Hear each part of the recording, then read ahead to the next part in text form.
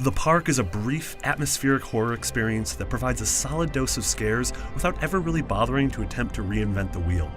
What starts with a simple, slightly cheesy premise of a mother trying to find her son in an abandoned amusement park quickly morphs into a chilling and personal horror story. And led them deep into the forest once again.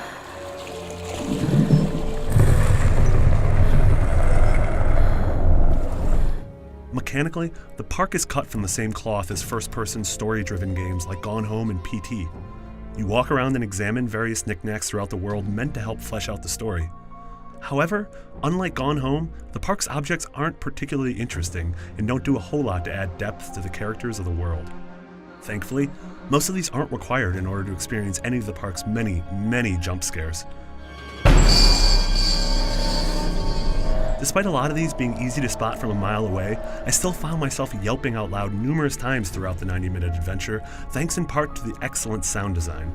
Ambient noises, audio distortions, and generally creepy carnival music all work together to create a really evocative atmosphere.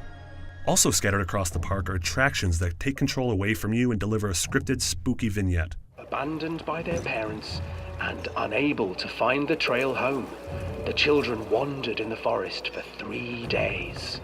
While there's generally a solid payoff at the end of each one, I found that most of them went on far too long without the ability to hop off.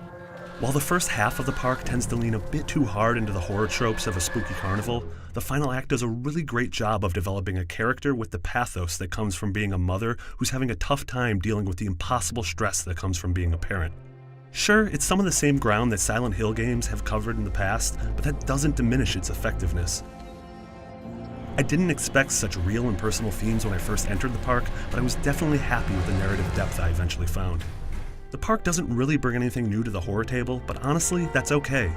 Its 90 minutes are filled with impressive atmosphere, interesting themes, and spooky places to poke around. While some of the attractions are a bit long in the tooth, the park provides enough tension and scares to warrant a playthrough from any horror fan. For more on the park, stay right here on IGN.